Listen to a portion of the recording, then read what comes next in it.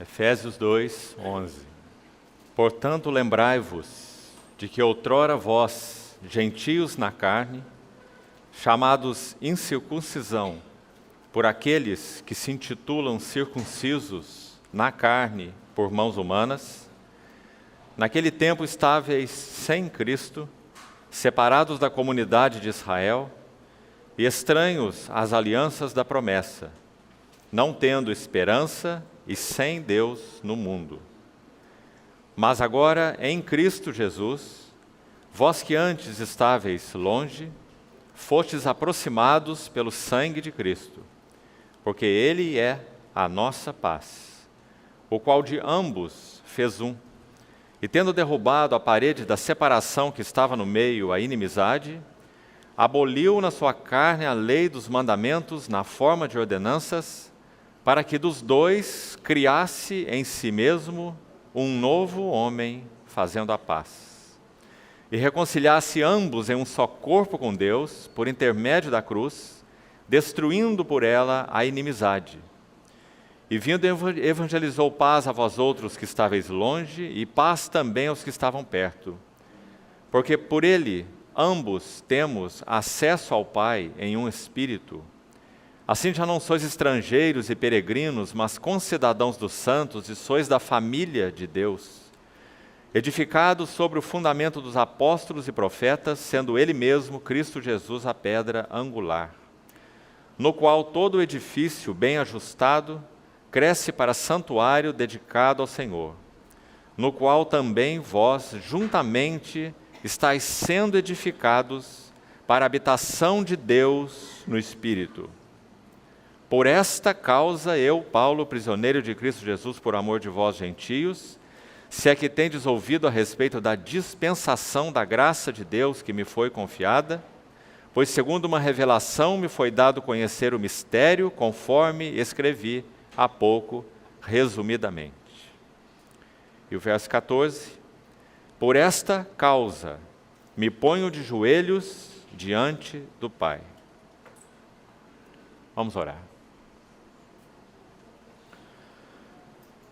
Senhor, uma vez mais, confiamos nas Tuas mãos esse tempo de comunhão. Uma vez mais pedimos a continuidade da provisão do Senhor para a compreensão da Tua palavra. Agradecidos pelo que até aqui já nos tem dado o Senhor. Pedimos ao Senhor que guarde-nos, pedimos ao Senhor que nos supra e habilite em tudo que carecemos, para podermos ver um pouco mais de Tuas riquezas insondáveis. Glorifica o Teu nome e ajuda-nos. Em nome do Senhor Jesus, oramos. Amém. Irmãos, vamos buscar nessa manhã fazer uma combinação de duas epístolas que são paralelas, complementares, e que colocadas juntas nos trazem então um quadro extremamente precioso a respeito desse mistério de Deus que é Cristo e a Igreja. Se você ler Colossenses capítulo 2, versículo 2, Paulo escreveu que o mistério de Deus é Cristo, em quem todos os tesouros da sabedoria e do conhecimento estão ocultos. O mistério de Deus é Cristo.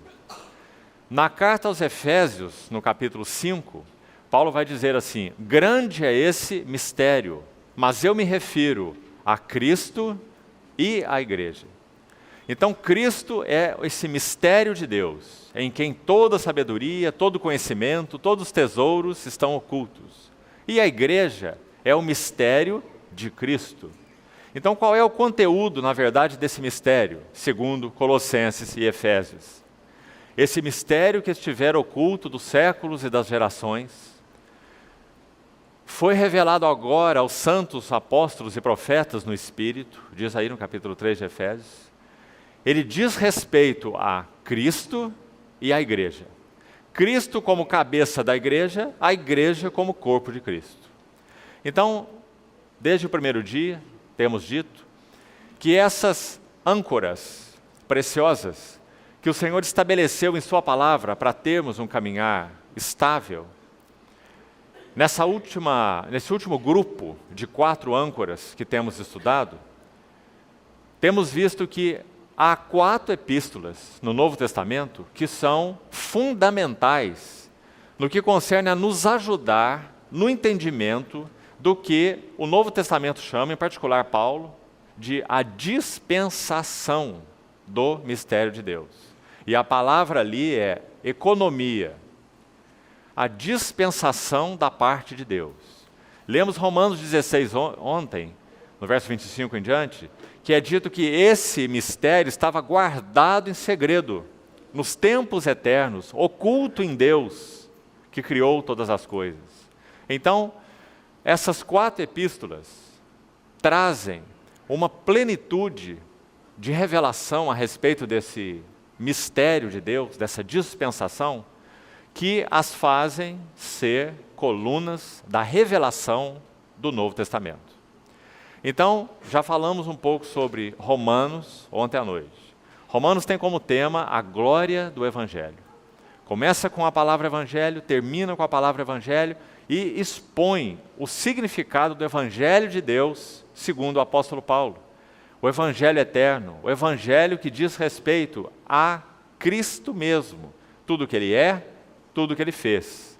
Então, Romanos foi escrito de uma forma bastante, podemos dizer, sistemática, tranquila, onde Paulo vai colocando essas doutrinas em passos progressivos, desde a perdição do homem, da iniquidade total de todos os homens, até, na verdade, a vida da igreja, aspectos práticos da vida da igreja. Quantos passos foram dados aí, até que um extremo toque o outro. No livro de Efésios, a segunda âncora, nós temos a grande revelação sobre a igreja no Novo Testamento. Não há nenhum livro igual a Efésios para nos ajudar a entender 3 coisas sobre a igreja. A natureza da igreja, o que significa isso? O que a igreja é em essência. Porque, irmãos, nós fazemos um uso tão terrível dessa palavra igreja, tão deturpado, que nós precisamos muito da ajuda da Epístola aos Efésios para compreendermos a natureza e a essência da igreja. A segunda coisa que é dito sobre a igreja em Efésios é a respeito da vida da igreja. O que é a igreja, então, em primeiro lugar? Natureza da igreja. Segundo lugar, como vivemos a vida da igreja.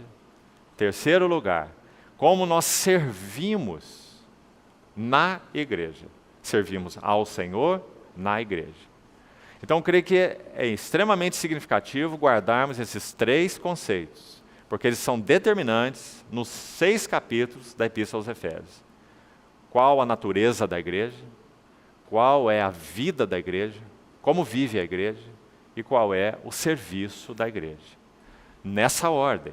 Sem compreender o que a igreja é em essência, como nós vamos viver a vida da igreja? Nem sabemos o que ela é.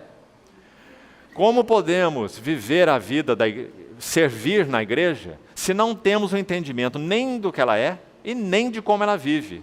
Então não podemos servir. Então essas palavras não podem ser mudadas de ordem. Natureza, vida e serviço.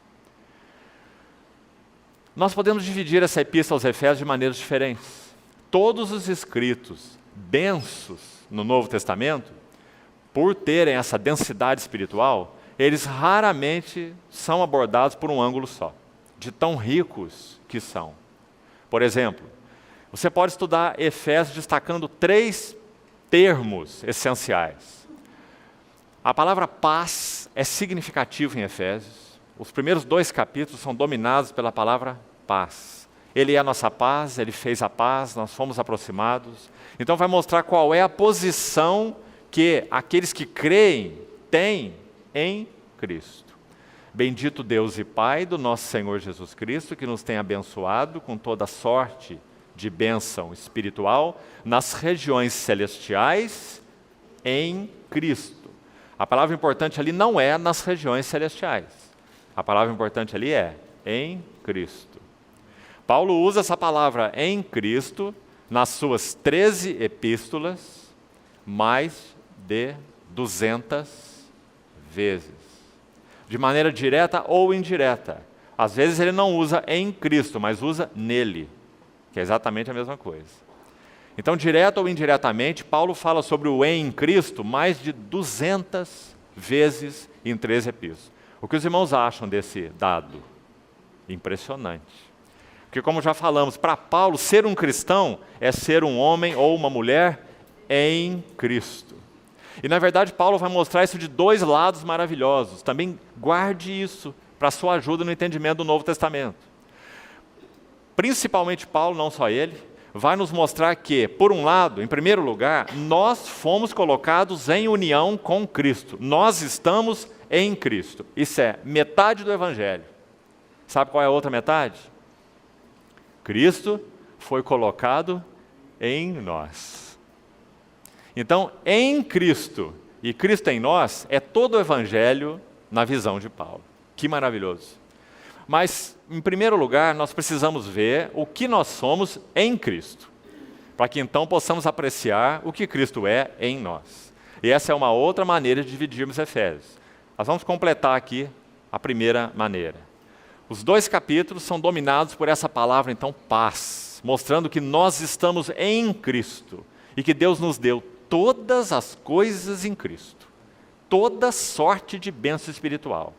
E aí o capítulo 1 vai nos dizer, sem colocar nenhum ponto final, veja que palavra maravilhosa aí, capítulo 1, de 3 a 14, no texto original não há nenhum só ponto final.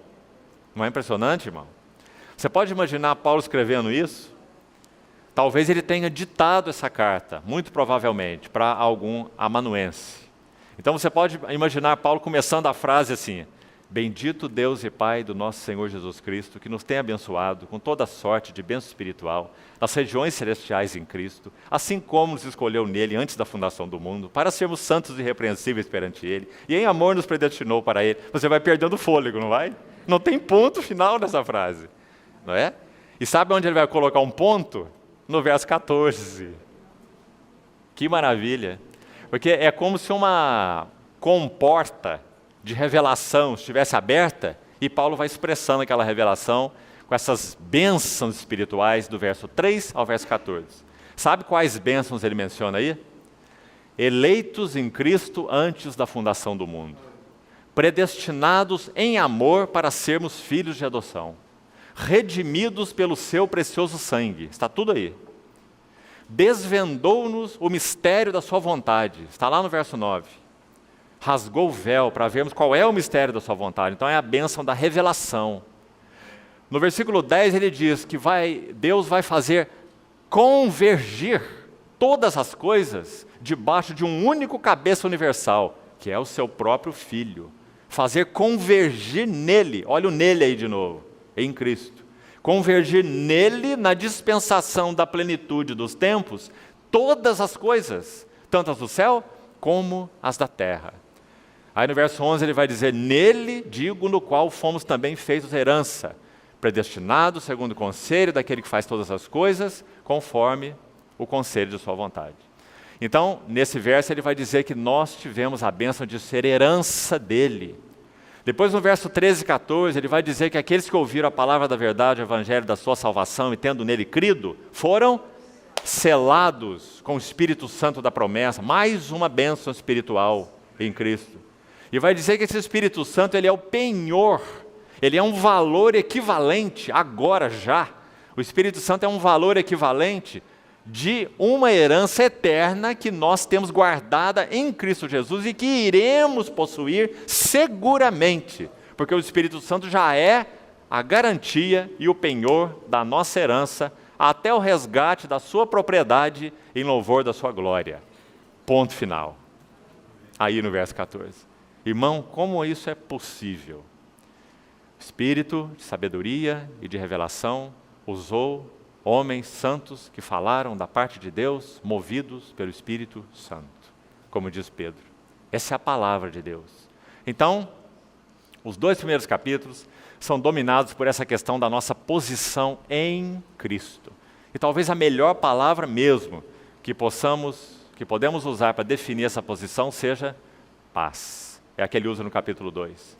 quando vai dizer assim, e Ele é a nossa paz. Não diz, Ele nos deu paz, mais do que isso. Como se paz fosse uma coisa e Ele outra coisa. Como se paz fosse um atributo dele, algo que ele concede, uma dádiva dele. Não. É dito que paz é Ele mesmo.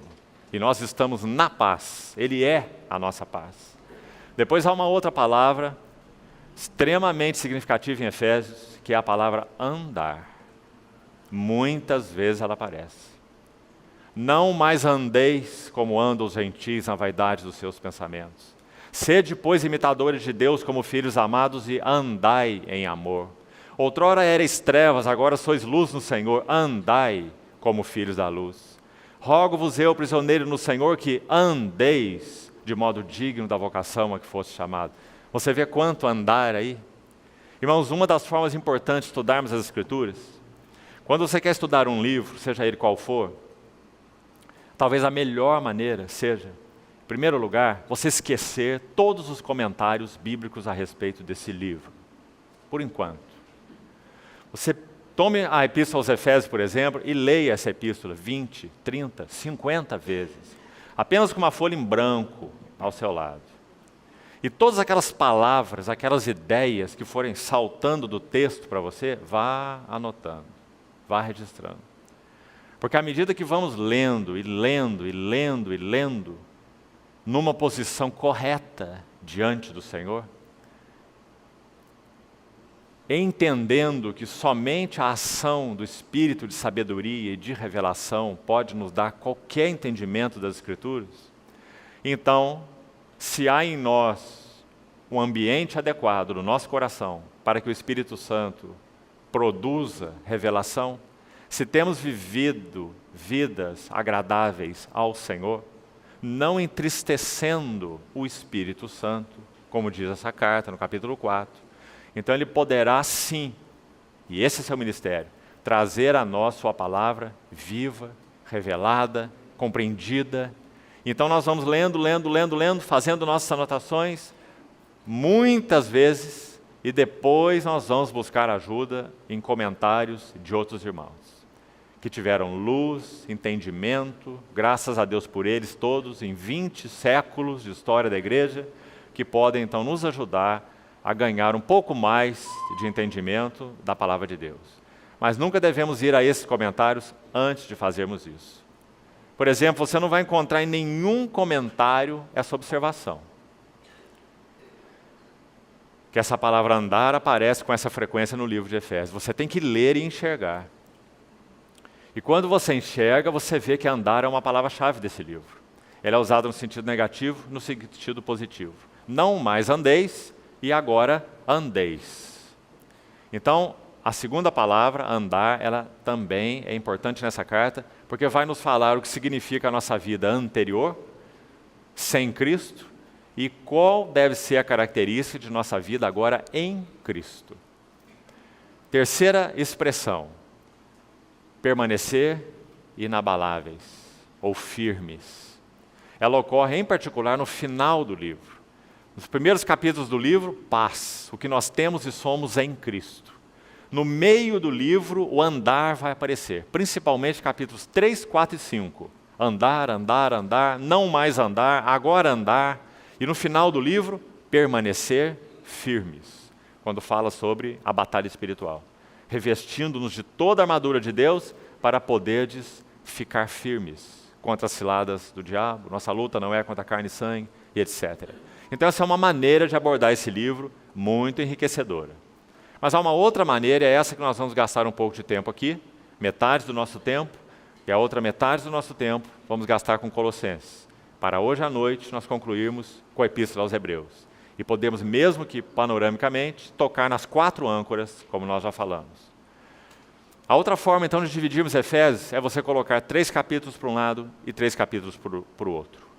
Não por causa da questão numérica, mas por causa do conteúdo dos 3 primeiros e dos 3 últimos. Para darmos um nome, uma palavra para os 3 primeiros capítulos, a palavra seria visão. Esse é o conteúdo dos 3 primeiros capítulos. Visão do quê? Visão do que a igreja é em Cristo. Esses são os 3 primeiros capítulos. E uma palavra para os 3 últimos, então. Começando no capítulo 4. A palavra seria vocação. O capítulo 4 já começa assim: rogo-vos, pois eu, prisioneiro no Senhor, que andeis de modo digno da vocação a que foste chamados. Agora veja que interessante você abordar o livro dessa maneira. Nunca poderemos andar de modo digno da vocação a que fomos chamados, a não ser que nós tenhamos primeiro o quê? Visão. Provérbios 29, versículo 18, diz assim: onde não há visão, o povo se corrompe. Algumas versões trazem a palavra profecia. A ideia ali é visão. Onde não há visão, o povo se corrompe. Não sei se já comentamos aqui com os irmãos o sentido dessa palavra corrompe na língua original. Palavra que o Espírito Santo escolheu. Tão interessante, irmãos. Ela fala de algo que está desalinhado. Ela fala, por exemplo, para usar uma figura, de um cabelo desgrenhado. As irmãs entendem muito bem dessa palavrinha aí.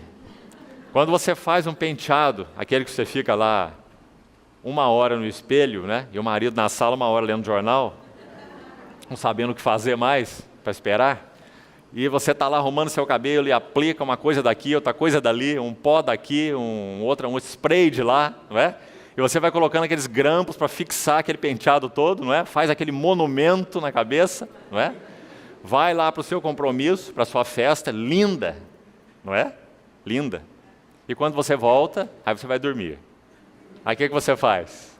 Começa a tirar todos os grampos, não é? E aí a figura já não é tão linda assim, não é? Porque o cabelo está todo desgrenhado, essa seria a palavra, não é? Ou desalinhado, ou desarrumado, ou desajustado. Essa foi a palavra que o Espírito Santo escolheu. Onde não há visão, o povo fica desgrenhado, descabelado. Né? E realmente isso é verdade, irmãos. Oséias diz assim: o meu povo está sendo destruído, porque lhe falta o conhecimento. O Senhor nos ajude, irmãos. Então nós temos 3 capítulos aqui tão preciosos. Para fazer o que conosco? Para nos mostrar qual é a visão celestial. Irmãos, essa visão ganhou o coração de Paulo. Vamos lembrar o que ele escreveu em Atos 26. Se você quiser registrar aí. É Atos 26, 19. Ele está dando um testemunho da vida, da história dele diante do rei Agripa. Lembra-se? Contando para o rei a experiência dele em Damasco, quando o Senhor o alcançou na estrada de Damasco. Aí depois de resumir o chamado dele, ele fala assim: portanto, ó rei Agripa, eu não fui desobediente à visão celestial. Que lindo, irmão. E ele põe isso no singular. Ele não diz não foi desobediente às visões, porque na verdade é uma única visão. Estritamente falando, você não pode dizer assim: essa é minha visão. E outro irmão vai dizer: não, esta é minha visão. Está compreendendo? Na verdade, só há uma visão. Claro que em aspectos secundários, em pormenores, se Cristo vai vir assim ou vai vir do outro jeito, se nós vamos ser arrebatados antes da tribulação, no meio da tribulação, depois da tribulação, esses pontos são totalmente secundários, né? Mas, no que concerne a visão celestial, quem é Cristo? O que é a igreja? Qual a relação entre Cristo e a igreja? O que nós somos em Cristo? O que Cristo é em nós? Qual a revelação a respeito da Trindade? Qual a revelação a respeito da encarnação do Verbo de Deus? Qual a revelação a respeito da cruz? Qual a revelação a respeito da própria igreja? Como falamos, natureza, vida e serviço da igreja. Não há visão minha, visão tua e visão de ninguém. Só há uma visão, a visão celestial. E todos nós precisamos ir diante do Senhor e pedir: Senhor, abra os nossos olhos. Nós também queremos ganhar a visão celestial, para que nós possamos ser obedientes à visão celestial. E nossa vida possa corresponder em nossa vocação àquilo que nós temos em nossa visão. Essa dicotomia é fatal na nossa vida. Se nós temos uma visão que não se reflete em uma conduta, ou em uma vocação, andeis de modo digno da vocação, uma visão que não se reflete num andar, não é visão espiritual de maneira nenhuma. Podemos chamar de qualquer outra coisa, menos de visão espiritual. Porque, obrigatoriamente, a visão celestial do nosso Senhor Jesus, do eterno propósito de Deus, vai se refletir em nossa conduta.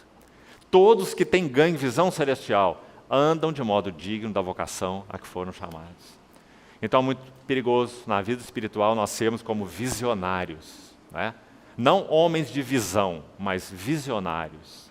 Isso é muito diferente, uma coisa da outra. Então, os 3 primeiros capítulos dessa âncora, chamada Efésios, que vai nos mostrar a glória da igreja, vai nos dizer o que a igreja é em Cristo. Guarde isso. 3 capítulos. O que a igreja é em Cristo. Agora, sabe o que os outros últimos capítulos vão fazer? O que a igreja deve ser para Cristo.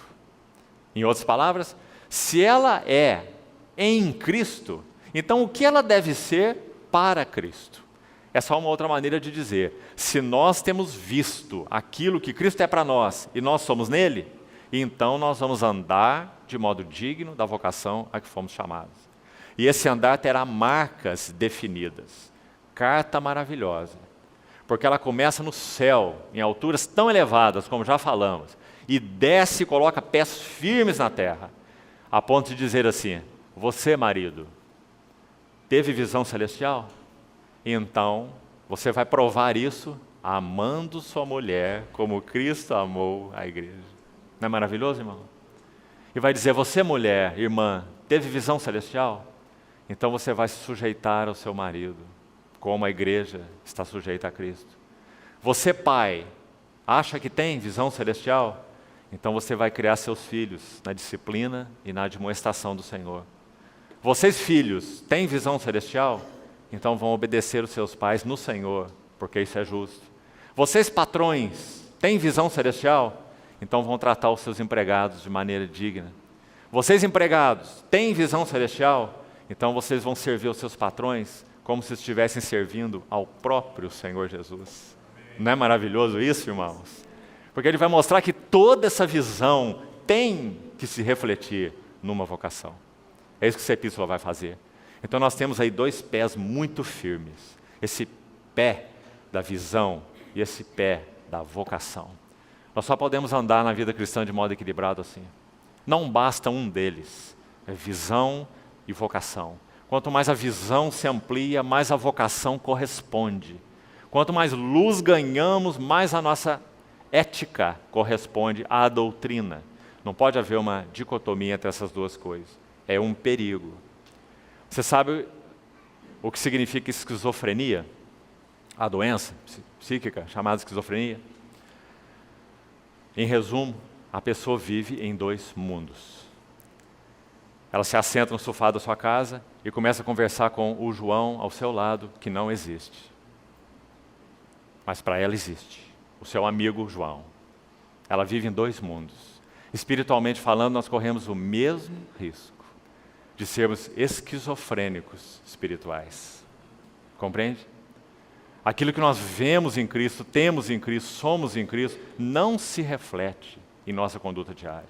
Então vivemos como em 2 mundos. Um mundo que nós chamamos de sagrado, é o mundo da reunião, o mundo da igreja, o mundo da Bíblia, o mundo de Deus, o mundo da oração, e o mundo do trabalho, o mundo da vida da família, o mundo dos relacionamentos, o mundo secular. Isso não existe. Nossas vidas são sagradas e nós vivemos no sagrado. Mateus capítulo 6, nosso Senhor Jesus trata de maneira tão profunda com essa questão da esquizofrenia espiritual. Sabe o que ele diz? Não podeis servir a 2 senhores. Ou você vai se devotar a um e aborrecer o outro, ou amar a um e desprezar o outro. Não podeis. Veja a palavra contra essa dicotomia, essa divisão. Não podeis servir a 2 senhores. E sabe o que ele faz de maneira linda naquele capítulo 6 de Mateus? Ele vai usar palavras que nos tocam profundamente. 3. A primeira, ansiedade. A segunda, inquietação. E a terceira, preocupação. Essas palavras são comuns demais para nós, não são? Elas andam na nossa mochila o dia inteiro, não é? Ansiedade, inquietação e preocupação. Sabe que o nosso Senhor Jesus nos ensina em Mateus 6? Estude Mateus 6. Você vai chegar a uma conclusão que leva a todos nós a nos humilharmos diante do Senhor. Jesus nos ensina que uma vida ansiosa, uma vida inquieta e uma vida preocupada são sinais de um coração dividido. Coração dividido. Se o nosso coração é dividido entre o Senhor e qualquer outra coisa, nós vamos ser tomados de ansiedade. Nós queremos manter tudo e todos sob o controle de nossas mãos. Mas o Senhor, depois de tratar da divisão do coração, dizendo: juntai para vós outros tesouros no céu, não tesouros na terra. Se os teus olhos forem bons, todo o teu corpo será luminoso, né? A palavra bons ali na língua original é simples. Se os teus olhos forem simples, sabe o que é um olho simples? Um olho simples é um olho que tem um único foco. Se nós temos uma doença oftálmica de uma determinada espécie, nós podemos enxergar como que dois campos visuais, um problema de foco. Porque nós fomos criados por Deus com uma visão do tipo concêntrica. Temos dois olhos, sim, mas temos um foco. Você não consegue focar um dedo e o outro dedo ao mesmo tempo. Se você olha para um, você desfoca o outro. Não é? Nós só conseguimos ter um único foco. Não é assim na visão natural? É assim na visão espiritual. Foi isso que o Senhor quis ensinar em Mateus. Quando ele falou: se os seus olhos forem simples, ou seja, tiverem um só foco, todo o teu corpo será luminoso. Que impressionante, irmão. Sabe o que está escrito nesse verso? Só podemos ter visão espiritual, corpo luminoso, se nós tivermos um só foco, um só alvo. Do contrário, todo o nosso corpo estará em trevas. E ele diz: se a luz que há em ti for em trevas, que grandes trevas serão. Depois ele fala do não poder servir a dois senhores, e depois ele entra na questão que já falamos da ansiedade. Não andeis ansiosos. Se o nosso coração tem visão celestial, se nós temos conhecido o Senhor, a ansiedade realmente não cabe em nossas vidas. Não andeis ansiosos de coisa alguma, nem do comer, nem do beber, nem do vestir. Observai as aves do céu, observai os lírios do campo. Que palavra do Senhor! Nós conhecemos tão bem. Sabe como ele coloca a coroa nesse contexto, no final do capítulo 6? Buscai, pois é conclusão.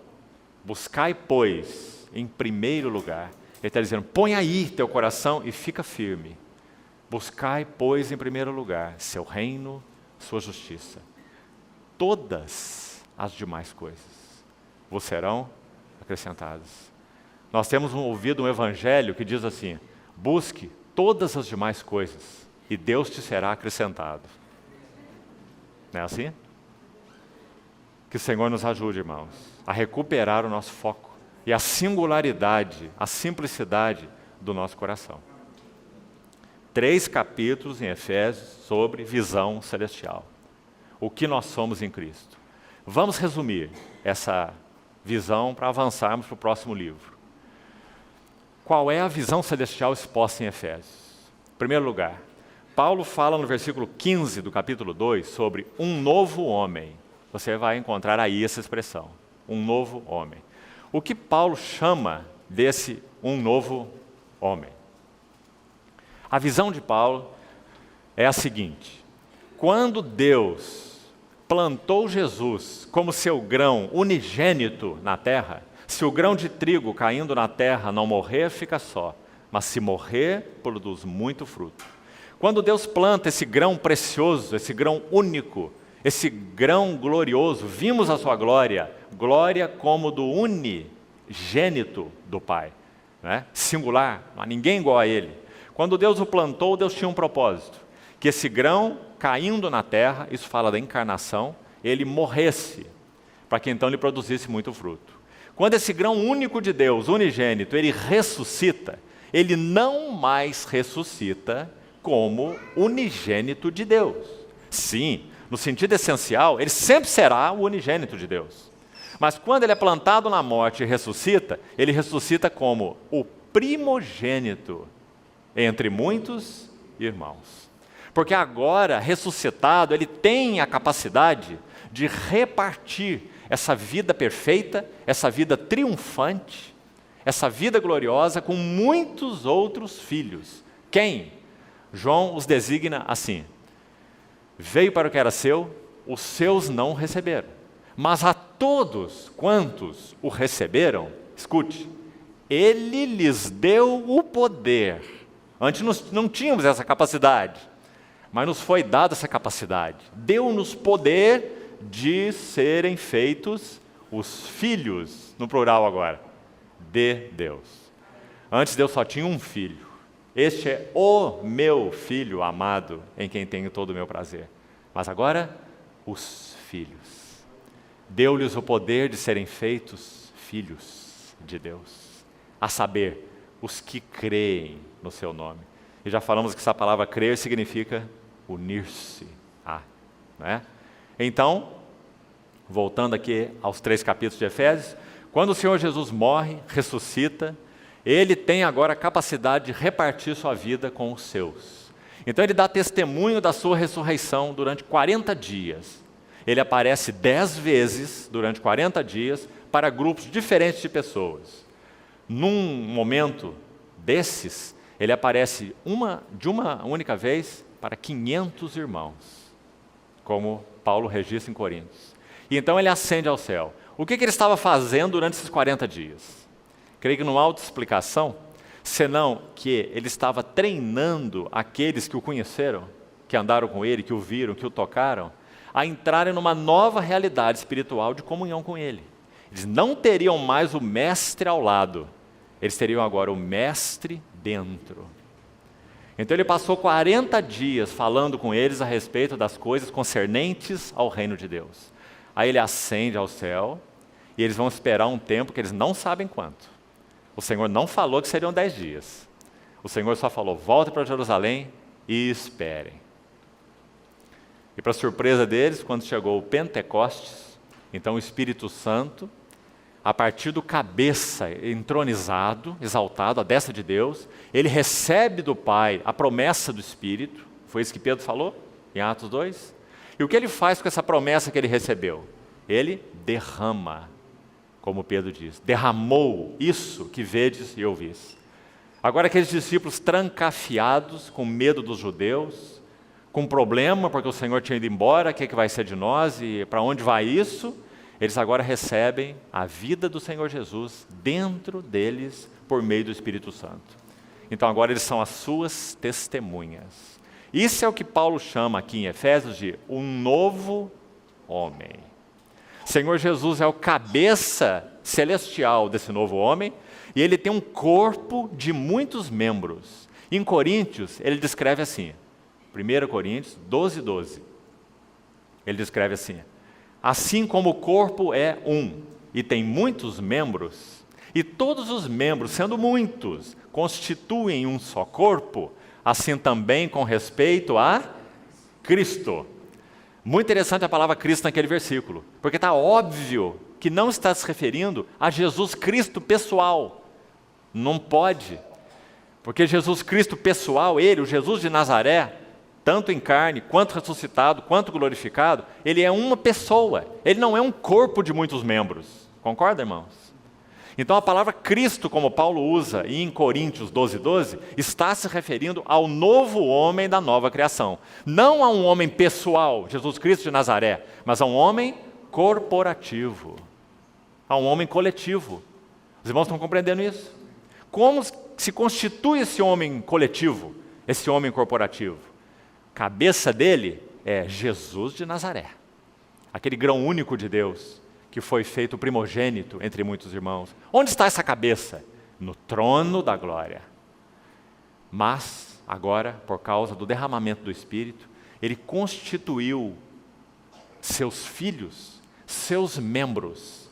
Então, assim como o corpo é um e tem muitos membros, E os membros, sendo muitos, formam um só corpo, assim também com respeito a Cristo.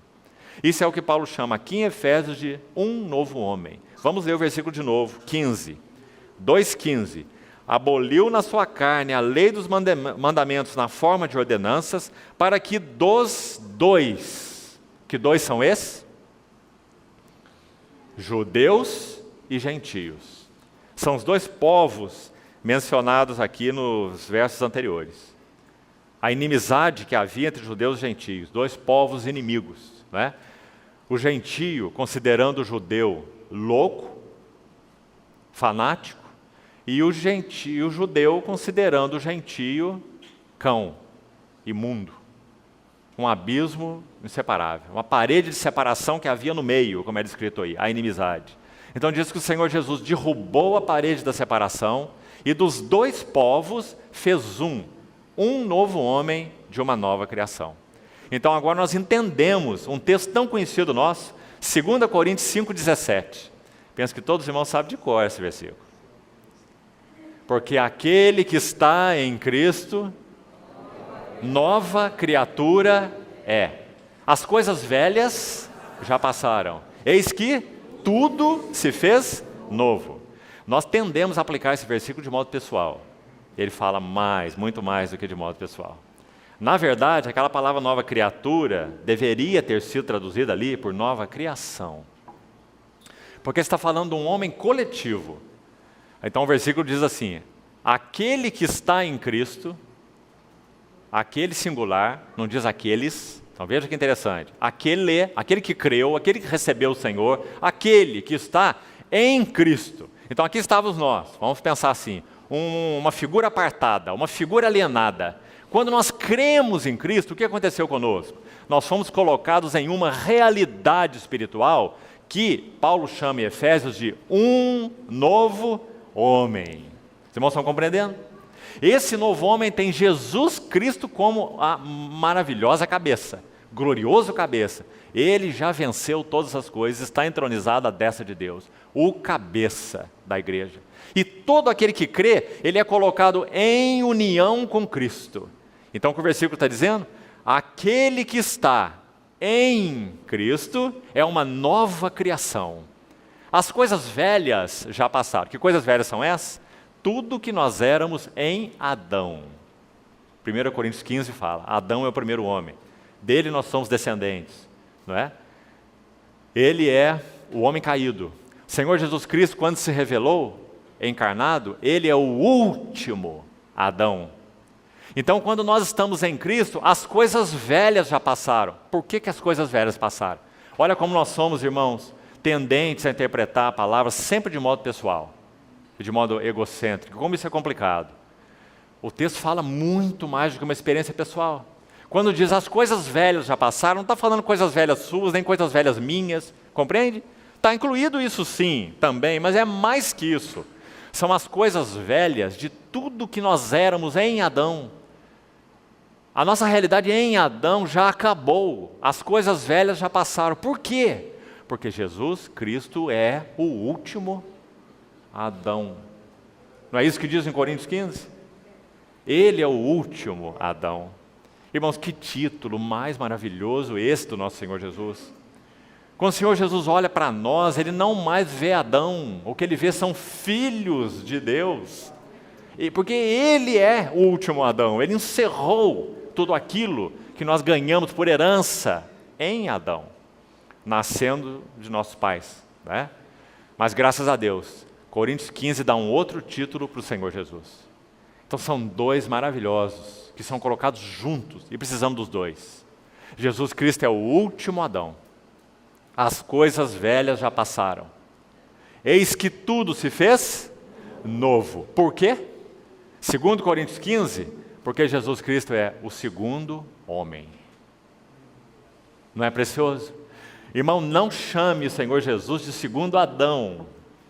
Às vezes nós estamos lendo alguns livros aí, de teólogos inclusive, e eles usam a expressão segundo Adão. Não existe na Bíblia a expressão segundo Adão, não é bíblico. O segundo Adão, sabe como ele chama? Caim. Esse que é o segundo Adão. Tão pecaminoso quanto o primeiro. Não é? Jesus Cristo é o segundo homem, porque aos olhos de Deus existem dois homens, porque são dois cabeças de uma raça. Um cabeça se chama Adão, e em Adão todos morrem. O outro cabeça se chama Jesus Cristo. Só que para ele adquirir essa posição de cabeça, sabe o que ele teve que fazer? Ele teve que vir segundo a carne da descendência de Davi. Ele não veio aqui direto por um caminho celestial, ele veio por um caminho humano. Ele foi gerado no ventre da Virgem. Por quê? Porque ele iria recuperar o homem ao eterno propósito de Deus. Então o Espírito Santo preparou no ventre de Maria um corpo. Sacrifício e oferta não quiseste, antes um corpo me preparaste. E o que esse homem disse? Eis aqui estou. Veja, irmão, no rolo do livro está escrito a meu respeito, para fazer, ó Deus, a tua vontade. Como nosso irmão nos lembrava, submeteu voluntária e alegremente a sua vontade à vontade do Pai. Obediente até a morte, e morte de cruz. E por isso, preste atenção no por isso, é que Deus o exaltou soberanamente. Viu por isso aí? Sabe o que significa o por isso? Jesus está sentado no seu trono, à destra do trono de Deus, por mérito. Todos nós participaremos com Ele do seu trono, Ele nos fez essa promessa de reinar com Ele, por graça. Mas Ele está sentado naquele trono por mérito. Não é maravilhoso? Nós temos um Redentor por mérito. Ele é merecedor de tudo que Ele obteve. Hebreus diz que Ele herdou um nome que está acima de todo nome. Que Ele tem um nome superior aos anjos. Foi ungido com óleo de alegria mais do que os seus companheiros, que ali são anjos. Não é precioso, irmão? Por quê? Porque Ele nasceu como homem, homem real, homem pleno, como já falamos, com espírito humano, com alma humana, com corpo humano, com tudo que o homem tem, 100% homem e também era 100% Deus. Então viveu uma vida humana provada, tentada, apertada, e quanto mais ele era provado, apertado, encurralado, sabe o que extravasava dele? Um incenso moído para as narinas do Pai.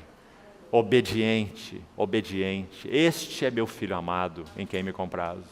Então, num dado momento, após a cruz, o Pai intervém de novo, ressuscita seu filho. Como já falamos, era impossível que a morte o detivesse, porque o salário do pecado é a morte.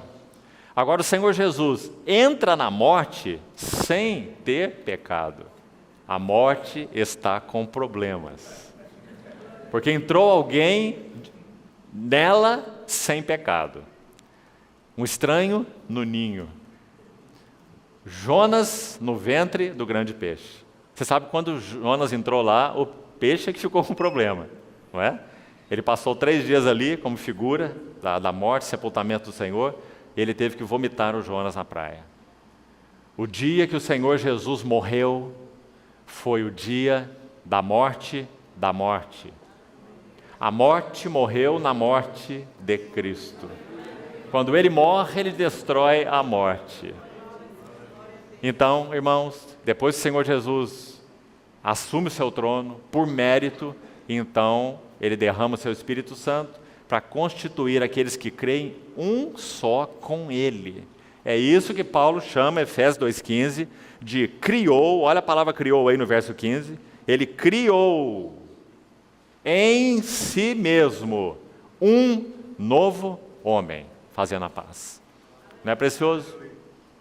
Então, basicamente, essa é a visão celestial exposta nos 3 capítulos de Efésios. Quando Paulo entra no capítulo 3, ele fala assim, quando vocês lerem, vocês poderão compreender o meu discernimento no mistério de Cristo. Está aí no capítulo 3, porque ele expôs no capítulo 2. Então precisamos muita dedicação, o que nós não vamos ter tempo de fazer agora. Nós estamos, como ele disse aqui mesmo no 3, falando resumidamente. Você precisa ler o capítulo 2 atentamente, palavra por palavra, para que então nós compreendamos qual é a visão celestial. Um pequeno complemento sobre ela e vamos avançar. Paulo menciona a Trindade no final do capítulo 2 de Efésios. Ele menciona o Pai, confira aí, o Pai no verso 18, o Espírito no verso 18 também, acesso ao Pai em um Espírito. Ele menciona no versículo 20 o Senhor Jesus. O fundamento dos apóstolos e profetas é o próprio Cristo Jesus, a pedra angular. Ele diz no versículo 22 que nós estamos sendo edificados para a habitação de Deus, como? No Espírito. Então agora vamos chamar a atenção aqui para o seguinte. Quando, da consumação do eterno propósito de Deus, 3 coisas maravilhosas vão acontecer, segundo a visão do capítulo 2. Preste atenção nelas. Quando Deus terminar sua obra na igreja, em primeiro lugar, o Pai eterno, Pai celestial, estará completamente satisfeito, porque Ele vai olhar para nós e Ele vai ver, Ele é o Pai celestial, Ele vai ver uma família de filhos. O que o Pai busca? Filhos. Uma família de filhos. Mas não filhos de qualquer maneira. Ele irá olhar para nós e vai ver uma família de filhos parecida com o seu único e amado Filho. Não é maravilhoso isso? Nós não seremos uma obra inacabada não, irmãos. Nós seremos uma obra acabada. Aquele que começou uma obra em vós, boa obra, ele é fiel. Nenhum dos seus planos pode ser frustrado. Ele há de completá-la até o dia de Cristo Jesus. Então, qual vai ser a satisfação do eterno Pai Celestial? Olhar para a família de filhos e ver que os seus filhos são parecidos com o seu filho, o primogênito entre muitos irmãos. Segunda satisfação, agora é a pessoa do Filho. Deus é triuno, 3 pessoas distintas, uma única essência, um único Deus. Qual será a satisfação do Filho? Na verdade, dupla. O Filho terá um corpo para se expressar plenamente, de tal forma que quando olharem para a igreja, seja anjos ou sejam demônios, sabe o que vai acontecer com eles? Eles estarão assombrados. Efésios 3,10 diz assim, é pela igreja que a multiforme sabedoria de Deus se torna conhecida, de principados e potestades nos lugares celestiais. Não é lindo, irmão? Então, o Senhor Jesus, o Filho, Ele terá um corpo no qual Ele pode se expressar plenamente. Mas há um outro aspecto ainda ligado ao Filho. Esse corpo no qual Ele poderá plenamente se expressar, também será para Ele uma esposa, uma noiva, com o qual Ele terá núpcia eterna. Seremos introduzidos em um relacionamento de amor com Ele, que o que nós chamamos hoje, experimentamos hoje pela graça de Deus, chamado casamento, não terá nenhum sentido na eternidade. Não se casam e nem se dão em casamento. Por quê? Porque isso que nós experimentamos hoje, por mais precioso que seja, e é, a relação conjugal, marido e mulher, aos pés do Senhor, ela será nada, ela é só uma sombra diante do que nós seremos introduzidos como noiva do Cordeiro. Bem-aventurados são os que são chamados para a ceia das bodas do Cordeiro, cuja esposa, a si mesma, já se ataviou. Não é? Então o Filho terá essa noiva, com o qual terá núpcias eternas. Comunhão, vida, relacionamento, serviço, tudo está envolvido. E o Espírito Santo, a terceira pessoa, o que ele terá? Qual a satisfação dele? Está aqui no versículo 22. Nós estamos sendo, então esse processo já está acontecendo, graças a Deus, hoje, sendo santificados, sendo transformados de glória em glória na sua própria imagem. Para quê? Para que nós sejamos edificados juntos para a habitação de Deus no Espírito. Então vamos resumir assim: o Pai terá uma família, sua plena satisfação. O Filho terá um corpo e uma noiva. E o Espírito Santo terá um templo, ou um santuário. Então a Trindade estará completamente satisfeita. Irmãos, se isso é assim, então precisamos dar lugar ao trabalho da cruz profundo nos nossos corações. Porque se o Espírito Santo está desejando um templo, nós não podemos viver como pedras isoladas. Mas para que as pedras sejam justapostas na casa de Deus, não basta que elas sejam aproximadas, elas têm que ser aparadas, ajustadas. Isso é muito importante. As tábuas do tabernáculo, quando se tocavam, elas eram essencialmente de madeira, revestidas de ouro. Os irmãos se lembram? Ouro na Bíblia fala da natureza de Deus, da glória de Deus, da vida de Deus. Isso é o ouro. Aquelas tábuas só podiam ter comunhão, só podiam estar justapostas, bem encaixadas, ouro com ouro, porque eram revestidas de ouro. Nós só podemos ter comunhão na medida em que a natureza, a vida e a glória de Deus aparecem em nós. Irmão, comunhão de personalidade é assunto de clube social. Comunhão por simpatia, todos os grupos sociais do mundo têm. Ou falta de comunhão por antipatia, também é o que todo mundo vive. A igreja não tem comunhão por simpatia e nem falta de comunhão por antipatia. A igreja tem comunhão no Espírito, porque Cristo está sendo formado na igreja. Então, para que essas pedras sejam ajustadas e edificadas como um templo espiritual, nós precisamos ser aparados. E o que nos apara? O trabalho da cruz em nós.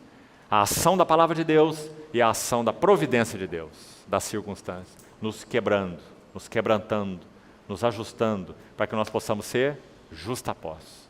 Se você compra um terreno nessa cidade, passa a sua escritura de propriedade, legalmente você pode dizer que o terreno é teu, né? E por direito constitucional, ninguém retira esse terreno de você. Você tem a escritura. Aí você compra 20 mil tijolos para construir sua casa. Coloca no terreno. Você tem um terreno com escritura de propriedade e 20 mil tijolos. Mas você não tem uma casa. Certo? Você não pode chamar os seus amigos e dizer, vamos visitar minha casa. Não tem casa. O que precisa acontecer? Os tijolos precisam ser justapostos. Isso é o que está acontecendo aqui, no verso 22. Está dizendo, nós estamos juntamente sendo, olha o gerúndio aí, juntamente sendo edificados para a habitação de Deus no Espírito. Então temos que permitir que o Espírito Santo trabalhe a cruz nas nossas vidas, removendo aquilo que não é e acrescentando aquilo que é Cristo em nós, para que nós possamos ser verdadeiro templo de Deus. Senão, amados, nós podemos ter tudo, liturgia, serviço religioso, música, reunião, o que for necessário, mas não teremos um templo no qual o Espírito Santo possa habitar. Os irmãos percebem? Porque isso é uma realidade espiritual, não é uma realidade institucional. Então que o Senhor nos ajude a vermos com clareza essa visão celestial nos 3 primeiros capítulos. Os 3 últimos, nós não vamos tocar neles, para podermos falar um pouquinho, pelo menos, do livro de Colossenses, essa terceira âncora. Mas se você ler esses capítulos, apenas de modo breve, você vai ver que tudo aí é sobre vocação. Então a consequência da visão celestial é um andar de modo digno da vocação.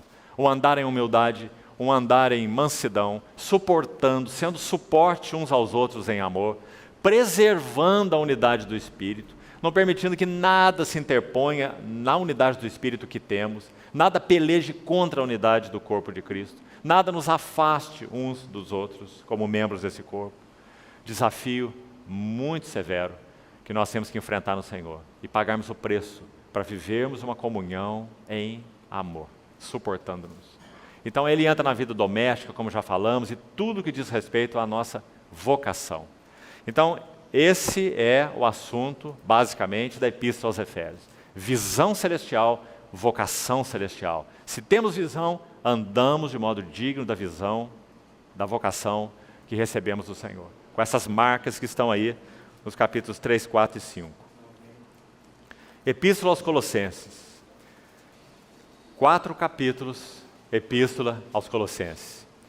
A ênfase dela fica clara quando você lê com atenção. É a glória de Cristo. Cristo é o cabeça da igreja. A igreja é o seu corpo. Colossenses e Efésios colocados juntos. Em Efésios nós temos a glória do corpo, glória da igreja. Em Colossenses, glória da cabeça. Veja, por favor, o versículo 13 do capítulo 1.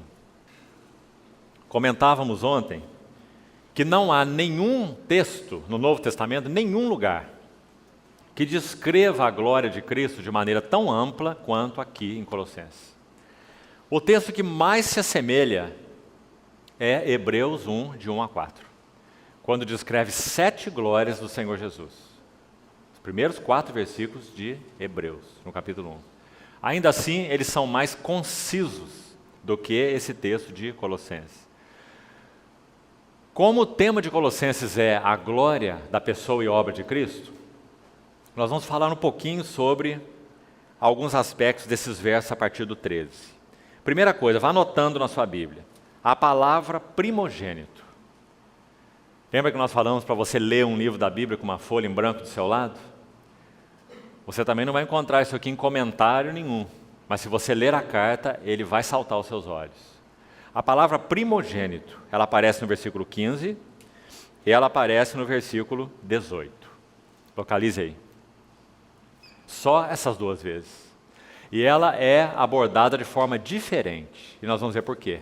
No verso 15 é dito que Jesus é o primogênito do quê, irmão? De toda a criação. E no versículo 18, ele é primogênito do quê? De entre os mortos. Sabe o que está acontecendo aí? Essa palavra primogênito faz as divisões. Quando ela é colocada aqui primeiro, do lado de cá, primogênito de toda a criação. Sabe o que tem debaixo dela? Tudo que Jesus é como sendo o verbo eterno de Deus. Como o verbo eterno de Deus, ele é o Criador. Nele foram criadas todas as coisas. Então ele é o Criador. Também como primogênito de toda a criação, nele tudo subsiste. Cada palavra dessa é maravilhosa. Sabe qual é a ideia de subsiste na língua original? Todas as coisas criadas, o universo, os planetas, as galáxias, a nossa vida, o macrocosmo, o microcosmo, todas as coisas criadas têm uma perfeita ordem e uma harmonia e uma coesão. A palavra no original é coesão. Todas as coisas criadas têm coesão em Cristo. Acho que todos aqui já estudaram um pouco de física e de química, não já? Na escola básica. Você lembra quando a gente estuda aquelas camadas eletrônicas? Lembra? Você lembra disso na escola? Você lembra que o núcleo do átomo é formado de prótons e nêutrons, né? Envolvido por uma camada de elétrons que circulam em diferentes níveis. Não é assim? Por que eles circulam daquela maneira e não chocam uns com os outros? Por que você tem uma camada de menos energia, de mais energia, muito bem regulada e muito bem ajustada? Isso no microcosmo, não é assim? Agora vamos pensar no macrocosmo. Por que em galáxias você tem um astro central e todos os outros gravitando em torno dele em perfeita ordem? Por que eles não se chocam? Por que não vira tudo uma confusão? Sabe qual é a explicação? Nele tudo subsiste. O Senhor Jesus é quem dá coesão na pessoa dele ao macrocosmo e ao microcosmo. Sabe o que isso significa, irmão? A aplicação disso? Se no caráter do Senhor Jesus pudesse haver qualquer deturpação, qualquer mácula, todo o universo entraria em desintegração, colapso, corrupção. Porque é nele que tudo subsiste. Não é maravilhoso? Tudo nele se mantém coeso. Agora, sabe uma aplicação extremamente prática para nós? Vamos pensar assim. Se você tiver, porque como homens naturais temos uma herança ainda em nossos corpos decaídas, nós temos um corpo que está envelhecendo, que está indo em direção à morte. Isso só vai ser resolvido pelo nosso Senhor, né? Na sua gloriosa vinda. Então, se nós experimentarmos aqui na nossa história um problema celular, vamos pensar, uma doença, um câncer, uma proliferação descontrolada de qualquer célula, sabe que confiança que nós temos que ter? Nele tudo subsiste. Ele governa todas as coisas. Cada célula, cada planeta é governado por Ele mesmo. Nele tudo subsiste. Então nós podemos ter descanso, segurança, confiança. Até mesmo no que concerne a decomposição de nossos corpos, seja por doença ou seja natural, a nossa confiança é a mesma. Por quê? Porque nós sabemos que Ele vai tornar a congregar, né, agora em um corpo espiritual, todas as coisas. Sabe o que Filipenses fala? Nossa pátria está nos céus, de onde nós aguardamos o Salvador, o Senhor Jesus Cristo. Escuta o que ele diz. Ele transformará o nosso corpo de humilhação para ser igual ao corpo da sua glória. Segundo o poder que ele tem, escute, o poder que ele tem de subordinar a si todas as coisas. Não é precioso, irmão? E sabe por que é assim? Porque nele tudo subsiste. Que frase é essa? Nele tudo se mantém em ordem, coeso. Paulo também vai dizer que nele, veja as glórias de Cristo. Por que Colossenses é uma âncora? Porque revela a glória de Cristo. Vai dizer que tudo foi criado por Ele. Significa que Ele é o veículo, por meio dEle. Deus não criou nada que não seja por meio do Senhor Jesus. João fala assim, sem Ele, nada do que foi feito se fez. Não é? Então esse é o por meio. O por meio fala que Jesus é um veículo de toda a criação. Quando o Senhor em Gênesis, ali no caso, na restauração, né? Deus criou no princípio céus e terra, depois houve uma desordem, terra se tornou, é a palavra ali, vazia, sem forma. Quando começa aquele ato de Deus de restauração, diz assim, então disse, você lembra? Então disse Deus, o que ele disse? Haja luz. Sabe o que significa esse disse? É o verbo, o logos de Deus, o Senhor Jesus. Ele é o disse de Deus, ele é a palavra de Deus. Por isso, sem Ele, nada do que foi feito se fez. Não é? Então, por meio dele, Ele é o veículo. Mas, outra glória do Senhor Jesus é que tudo que foi criado, não foi criado só nele, não foi criado só por meio dele, mas foi criado também para Ele. Significa que Ele é alvo de tudo o que foi criado. Isso tem muita implicação. Primeira, a coisa mais sábia que nós fazemos na nossa vida é permitir que o Espírito Santo faça convergir tudo que há em nós na pessoa do Senhor Jesus.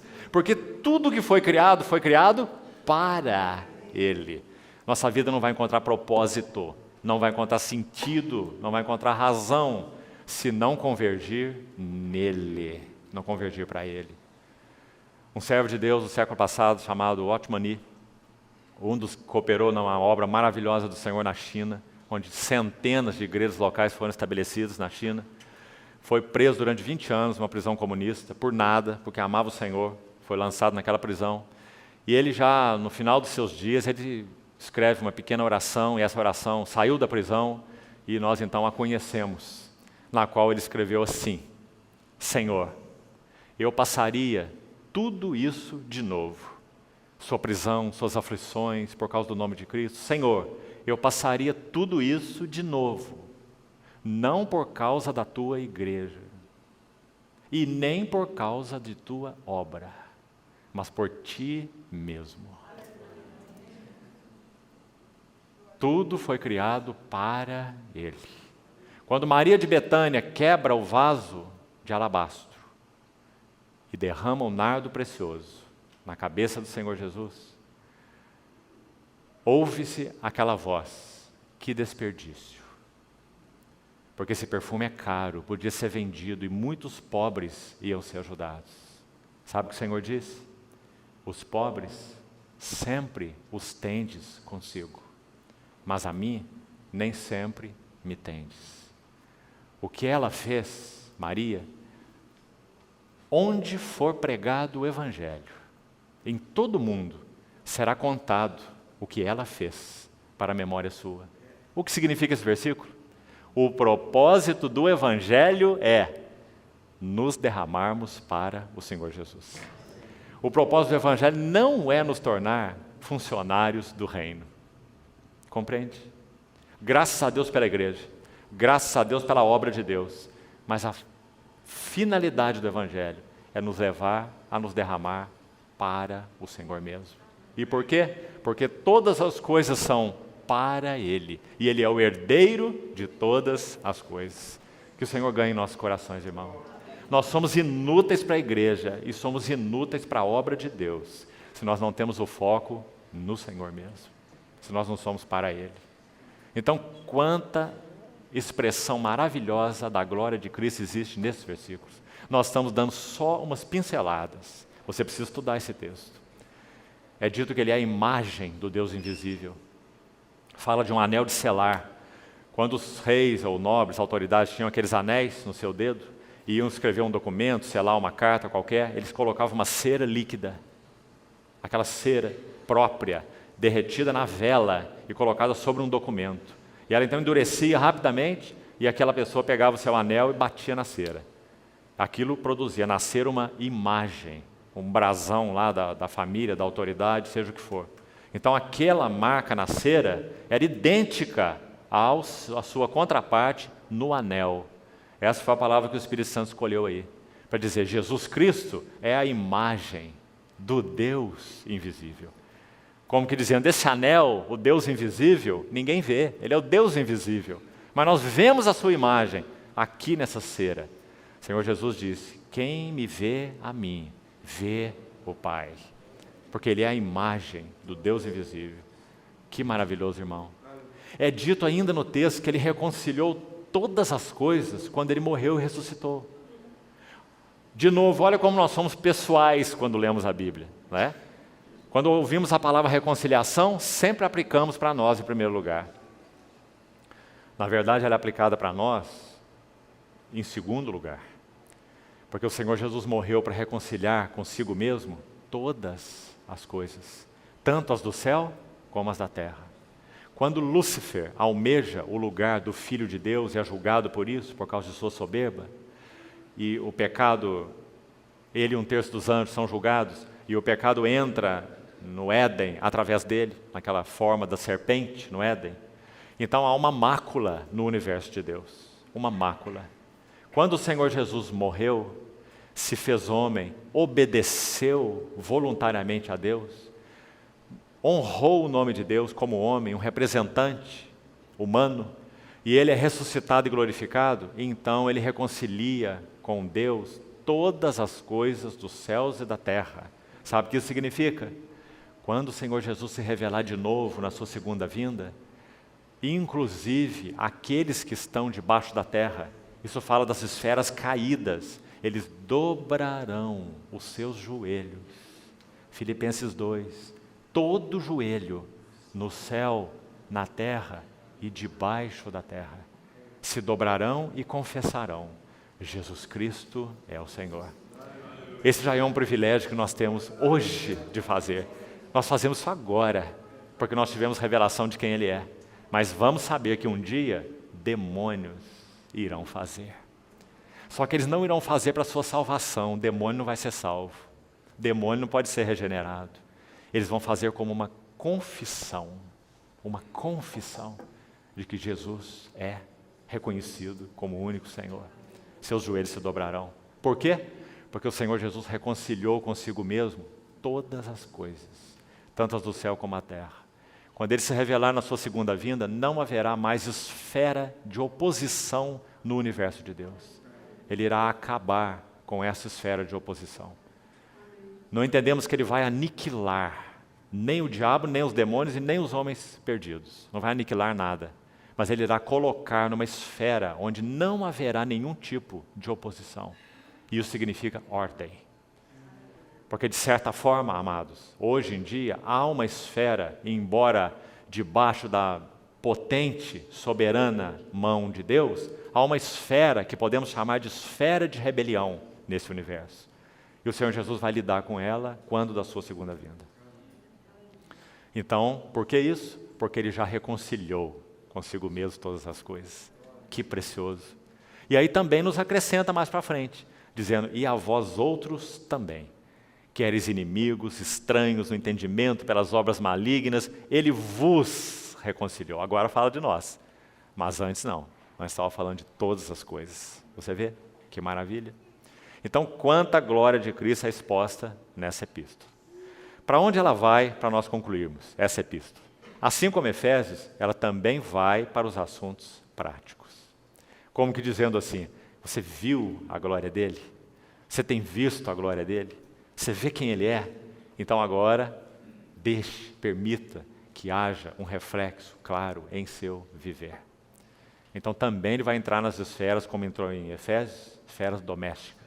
vai falar de marido e mulher, vai falar de pais e filhos, vai falar de servos e senhores, né? Porque aplica toda essa visão a esferas práticas. Então, amados, terceira coluna, terceira âncora, Colossenses, a glória de Cristo. E vamos lembrar, é contemplando como por espelho, porque ainda não vemos face a face. Ainda contemplamos como por espelho, mas um dia veremos face a face. Seremos como Ele. Mas mesmo agora, com a presença do Espírito Santo, louvado seja o Senhor por isso, nós já podemos contemplar, ainda que como por espelho, a glória do Senhor. O resultado em nós, bendito seja Deus, novamente, somos transformados de glória em glória. A expressão como é usada ali também tão interessante. Esse de e em fala de um estágio de glória para outro estágio de glória. Um estágio de parecer com Cristo para outro estágio de parecer com Cristo, mais elevado. Como avança a nossa vida cristã? O que é santificação? Sermos transformados à imagem do Filho de Deus. Quanto mais de Cristo é formado em nós, mais nós somos santos aos olhos de Deus. Porque santo é o seu Filho. Em Apocalipse, a carta para 7 igrejas. Tudo que o Senhor Jesus busca nas 7 igrejas é aquilo que Ele mesmo é. O que você busca num candeeiro? Se o candeeiro está apagado e colocado lá na sua estante, ele é só um objeto de decoração. Bonito, né? Mas inútil. Porque um candeeiro serve para dar suporte à luz. É dito em Apocalipse que as igrejas são os candeeiros de ouro. Ele é a luz. Então o que ele busca nos candeeiros? A luz. Ele busca aquilo que ele mesmo é. O Senhor nunca vai requerer de nós aquilo que Ele não nos tenha dado. Aquilo que Ele demanda é aquilo que Ele já nos deu. O que Ele já nos deu? Toda sorte de bênção espiritual nas regiões celestiais em Cristo. Então, amados, vamos permitir que o Espírito Santo trabalhe mais profundo nas nossas vidas. Ganhe tudo que há em nós. O que conta para Deus é o quanto de Cristo está envolvido em qualquer assunto. Pode ser um assunto pessoal, assunto familiar, assunto doméstico, assunto da igreja, assunto da obra de Deus. Nada impressiona Deus. Números, avanços, estratégias, nada impressiona Deus. Deus só se impressiona com seu Filho. Esse é meu Filho amado. O que conta para Deus é o quanto de Cristo está envolvido, em qualquer assunto. Então que o Senhor encontre mais caminho, amados, no nosso coração. Vamos orar. Senhor, obrigado uma vez mais, porque o Senhor nos deixou essas preciosas âncoras de revelação na Tua Palavra. Queremos, Senhor, ter nossa segurança e nosso descanso ancorados desta maneira. Por isso, Senhor, ilumina o nosso entendimento, para que vejamos e conheçamos bem a Tua Palavra. Nos dá realmente visão celestial, espírito de sabedoria e de revelação, para que possamos viver de modo digno do Senhor. Obrigado por esse chamamento precioso. Completa, Senhor, aquilo que o Senhor já começou em nossas vidas. Confiamo-nos, uma vez mais, às Tuas mãos. Bendito é o Teu nome. Oramos em nome do Senhor Jesus. Amém.